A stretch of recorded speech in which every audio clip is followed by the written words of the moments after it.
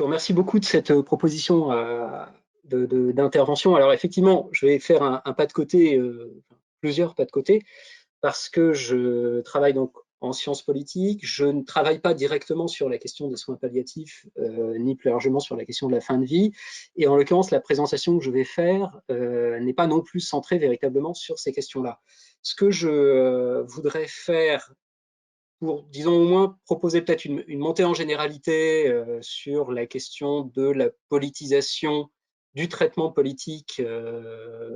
par l'État, mais aussi par d'autres acteurs des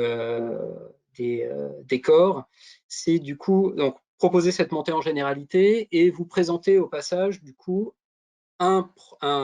travail collectif qui a été fait dans un numéro de la revue Culture et Conflit. Je vais y revenir tout à l'heure, qui est à l'origine de cette proposition de communication. Et puis, vous présenter plus largement un projet de recherche collectif qui a constitué le cadre de ce numéro de Culture et Conflit, qui s'appelle le projet Cortem, qui est financé par l'Agence nationale de la recherche, Cortem étant le condensé du titre complet « Les corps témoins pour une sociologie politique du traitement des restes humains ». Donc, plusieurs pas de côté, je l'ai dit, parce que du coup, on ne travaille pas directement sur la mort comme processus, sur la fin de vie, on travaille avant tout sur des corps. Et je vais y revenir en détail parce que je pense que ça va malgré tout nous reconnecter à certaines problématiques qui ont été abordées dans les précédentes interventions. Donc, l'idée dans ce projet collectif dont je vais présenter les membres tout à l'heure, c'est de travailler sur des corps qui conservent une très vive existence sociale après le décès. Là, on est pour le coup tout à fait au cœur de problématiques qui intéressent les professionnels qui interviennent sur la fin de vie et qui conservent une existence sociale après leur décès parce que, en l'occurrence, dans les cas que nous étudions dans ce programme de recherche, leur identité ou les circonstances de leur mort font débat. C'est un autre pas de côté sans doute qu'on fait par rapport aux problématiques plus classiques sur la fin de vie, c'est que nous, on a choisi de s'intéresser à des morts qui sont morts dans des situations exceptionnelles. Je vais y revenir tout à l'heure, des catastrophes naturelles, des attentats terroristes. On a également, par exemple, quelqu'un dans ce programme de recherche qui travaille sur les migrants qui meurent aux frontières. Donc des personnes qui décèdent dans des situations où justement le traitement institutionnel, le traitement de manière générale des corps ne peut pas être assuré, en tout cas dans les règles définies habituellement par les procédures en vigueur. Donc, des morts qui font problème, l'idée étant que travailler sur ces cas exceptionnels, sur ces cas extrêmes, c'est aussi une manière d'éclairer la gestion ordinaire des corps morts, telle qu'elle s'effectue sans forcément susciter de controverses ou de débats, ou en tout cas de débats aussi houleux d'ordinaire.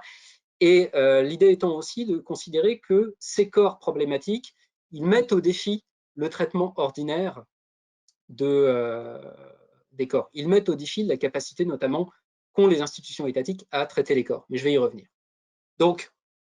travailler sur des corps dont les circonstances ou l'identification fait débat, et du coup analyser tout un ensemble de pratiques, de discours et plus largement de controverses qui prennent pour objet la qualification de ces corps et puis les différents usages qu'on peut en faire. Ce sont des corps qui vont faire l'objet de multiples usages politiques à tout point de vue, usage militant, mobilisation dans un discours religieux, dans un discours de revendication nationale, etc., etc. Alors, comme je fais un petit peu de publicité au passage, je vous ai mis l'adresse du site internet de l'ANR Cortem, parce qu'on a encore, pour un petit peu plus d'un an,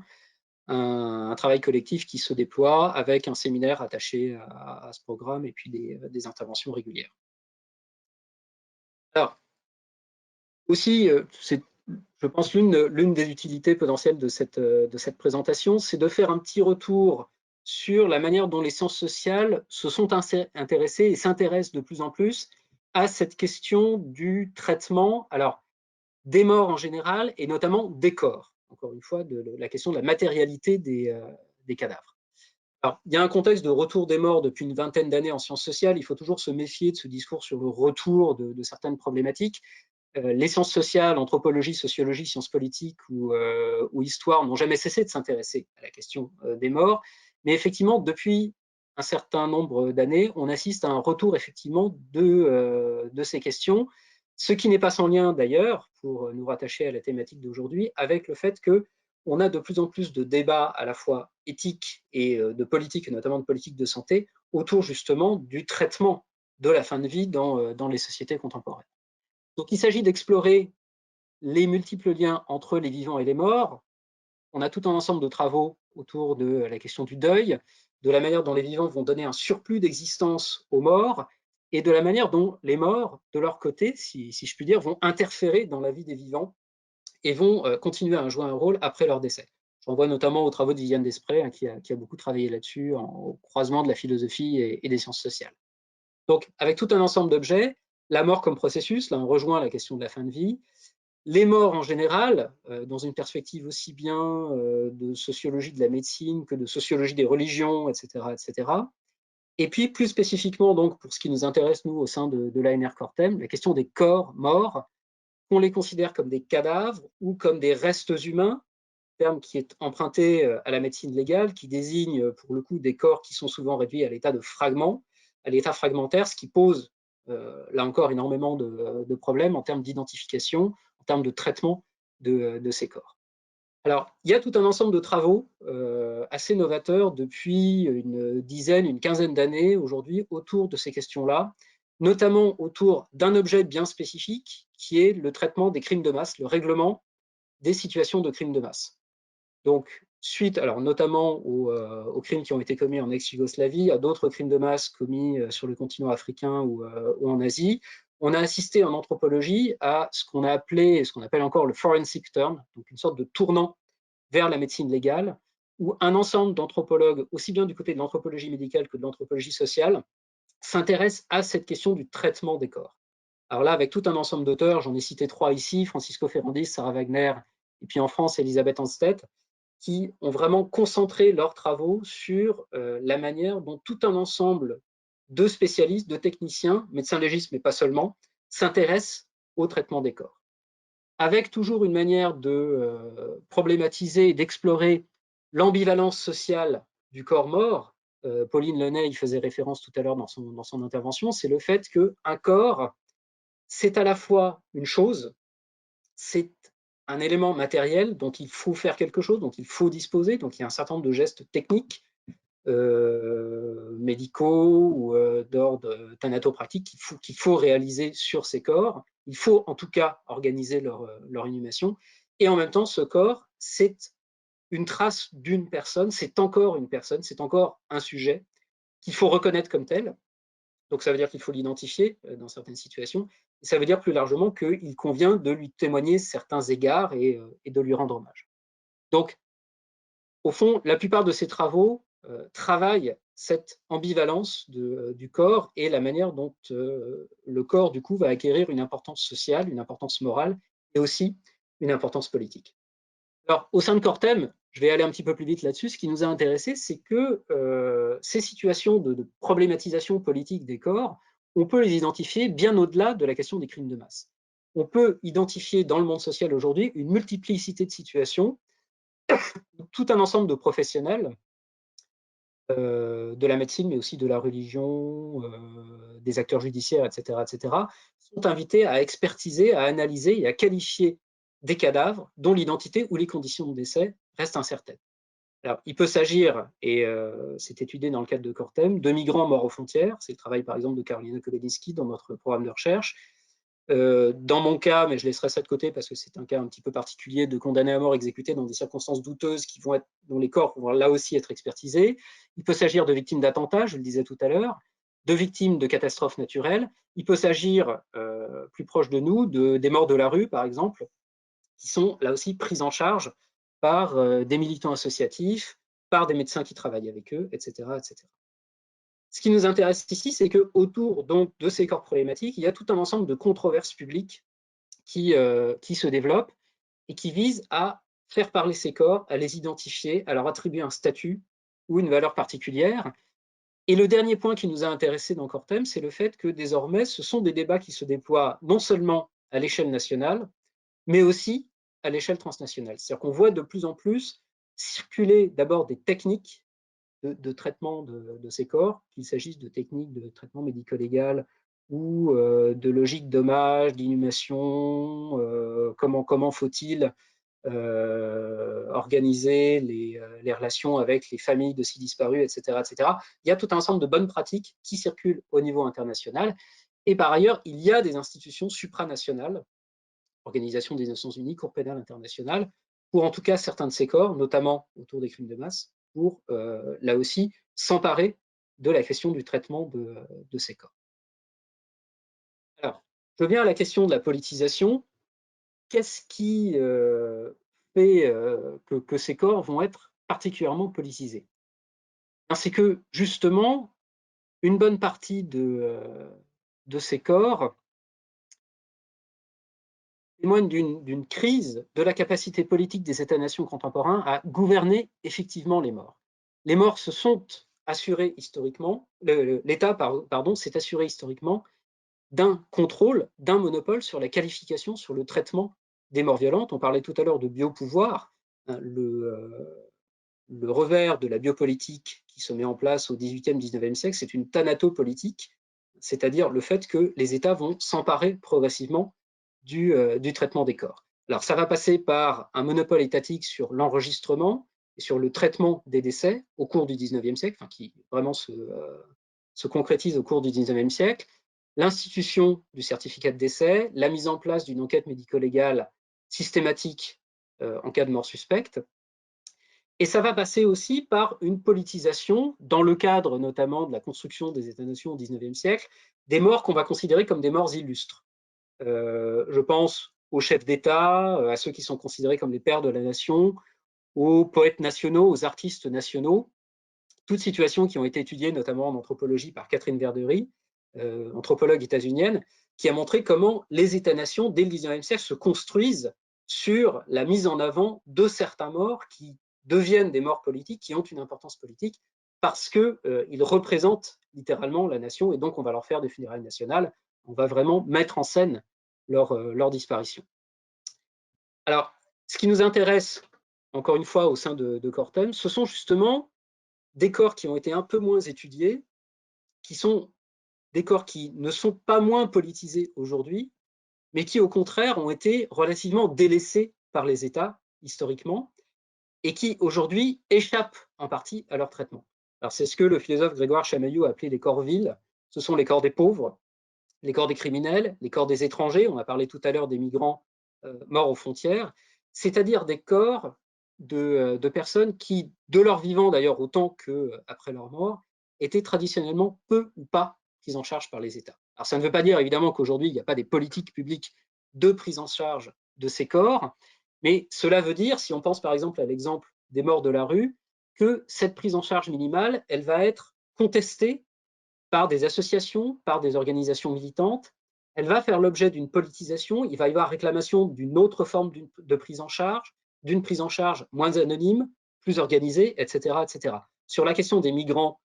qui meurent, alors ceux qui meurent en mer Méditerranée, dont la prise en charge est assurée là aussi en grande partie par des associations, beaucoup plus que par des États, mais ce serait vrai aussi pour les migrants qui meurent dans des bidonvilles situés en périphérie des grandes villes. On va retrouver là aussi la même logique de réclamation par des organisations non gouvernementales, non étatiques, d'une prise en charge et d'un égard spécifique pour ces morts. Donc, l'enjeu, c'est de décrire l'émergence de disputes autour de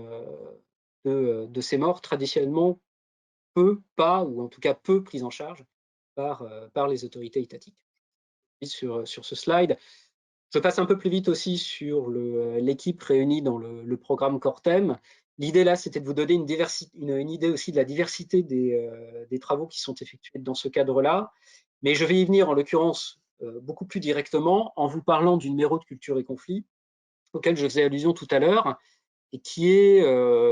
pas la seule traduction pour l'instant du travail collectif que nous avons réalisé, mais qui est une des traductions du travail collectif effectué au sein de Cortem. Alors, juste pour vous résumer un petit peu la diversité, on a un travail sur les procès pour terrorisme, le travail d'Antoine Mégy, sur, en l'occurrence, là, des corps qui sont problématiques parce que ce sont des corps absents, ce sont les corps de membres de l'État islamique en Syrie qui ont quitté la France pour se rendre en Syrie, qui sont présumés morts en Syrie mais dont on ne sait pas s'ils sont disparus ou pas, qu'on va juger et dont on va effectuer un traitement judiciaire à distance. On continue avec l'intervention, enfin le papier suivant qui est celui de Lisa Carion sur la question du terrorisme, sur là des auteurs d'actes terroristes qui ne vont pas pouvoir être inhumés sur le territoire français parce que les maires de leur commune de résidence refusent de prendre en charge leur sépulture. Donc, toute la problématique, alors que Lisa Carion traite en juriste, puisqu'elle est en l'occurrence professeure de droit, sur la tension entre un principe juridique d'égalité, en théorie, entre les morts, et puis des pratiques effectives d'exclusion de certains morts considérés comme infâmes sur les territoires d'une commune. Deux travaux, deux présentations ensuite de papiers sur l'Amérique latine, l'une sur les espaces clandestins dans lesquels on va retrouver des morts victimes en général de cartels au Mexique, morts que l'État mexicain ne prend que très très peu en charge. Et puis ensuite, dans le cadre du Pérou, un travail de Dorothée Delacroix, qui est anthropologue, sur la manière dont l'État péruvien exhume un certain nombre de victimes des guérillas péruviennes des années 1980-90 pour les expertiser, mais ne va ensuite pas être en mesure de rendre les corps, ce qui donne lieu à toutes sortes de rumeurs autour de l'usage potentiel que l'État aurait pu faire de ces corps, le fait que ces corps ont été potentiellement égarés, recyclés, utilisés, vendus à des industriels pour fabriquer des aliments pour animaux, etc., etc. Donc tout un ensemble de rumeurs qui se répandent autour de ces corps. Et puis une dernière contribution de Thomas Richard autour de, pour le coup, là, la mise en scène de morts illustres en Israël aujourd'hui et la manière dont cette mise en scène des morts nationaux, particulièrement valorisés par l'État d'Israël, notamment les morts des différents conflits qu'Israël a livrés contre ses voisins arabes, comment cette mise en scène sert à éclipser d'autres morts qui sont également présents sur le territoire, mais qu'on voit beaucoup moins, qui sont les morts palestiniens enterrés à Jérusalem. Alors, du coup, je vais résumer un petit peu certaines de ces contributions pour vous donner une idée de ce qu'on entend là par lutte politique autour de ces corps. Ce qu'il faut d'abord dire, c'est que ce sont des corps qui sont problématiques parce que ce sont des corps déplacés au propre comme au figuré. Ce sont effectivement des corps qui sont des enjeux de lutte politique et qui échappent en partie à l'État. D'abord parce que pour certains d'entre eux, de leur vivant, ils ont rejeté tout simplement l'État-nation. C'est le cas des auteurs d'actes terroristes en France, qui ont fait allégeance à d'autres entités, d'autres entités politiques ou morales, l'État islamique notamment, contre l'État-nation français, donc qui l'ont rejeté eux-mêmes et qui sont, in fine, après leur décès, rejetés par cet État lui-même, au point qu'on va leur refuser une sépulture sur les territoires français. Ce sont des morts qui vont être effacés du récit national et de la mise en scène des cimetières, pour le cas d'Israël et de la Palestine, ou ce sont des morts qui vont être dans un relatif abandon de la part de l'État. Alors c'est le cas du Mexique et du Pérou, puisque dans le cas du Mexique, on va avoir effectivement tout un ensemble de charniers de gens qui ont été victimes de cartels criminels que l'État va littéralement refuser de prendre en charge. Et donc ce sera à des associations d'exhumer, de faire le travail d'identification de ces corps et de leur rendre hommage, un hommage qui, en général, sera justement très fortement politisé et sera accompagné de revendications, de contestations militantes de l'inaction des autorités étatiques. Même chose du côté du Pérou, où là, les États vont prélever un certain nombre de corps pour les expertiser, mais ne vont par la suite pas les rendre, ouvrant à toutes sortes de rumeurs, mais aussi de contestations de l'inaction étatique. Donc, corps relativement négligés ou abandonnés par les États, corps qui à chaque fois ne reposent pas exactement là où ils devraient reposer, et qui vont d'ailleurs circuler d'un espace à l'autre, puisque l'enjeu à chaque fois, c'est de les enterrer dans un lieu où on ne veut pas littéralement qu'ils soient, ou de leur trouver une sépulture alors qu'ils sont laissés dans des espaces d'abandon, qui sont des espaces vécus comme des dépotoirs, des espaces pour des déchets, mais en tout cas pas véritablement des espaces où l'on peut faire reposer des corps. Donc, on retrouve là la problématique des terroristes en Syrie, des corps déchets abandonnés dans les espaces clandestins d'exécution au Mexique, des corps qui seront si peu traités comme des restes, comme des dépouilles mortelles qu'ils seront éventuellement utilisés comme matière première, c'est le cas du Pérou, ou des corps qui seront littéralement effacés du paysage, comme ce sera le cas en Israël.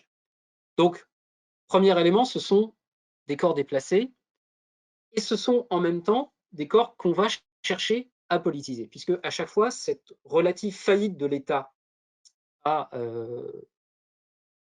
une prise en charge politique de ces corps va déboucher de la part, alors encore une fois, de militants associatifs, souvent alliés avec des médecins, avec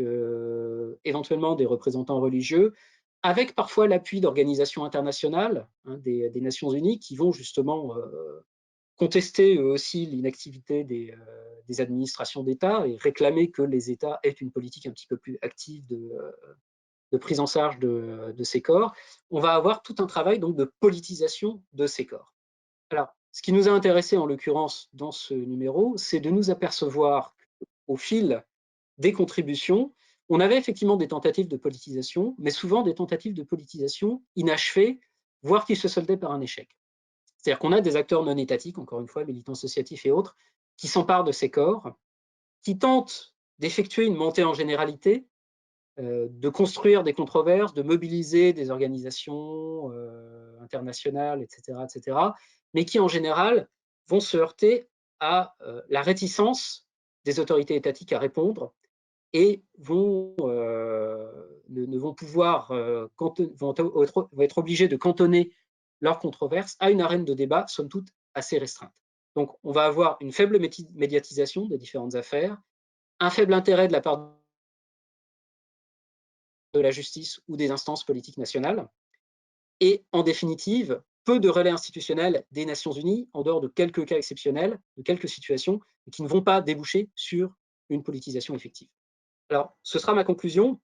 L'enjeu, c'est finalement de voir comment, effectivement, on a dans certains cas des logiques de politisation qui prennent,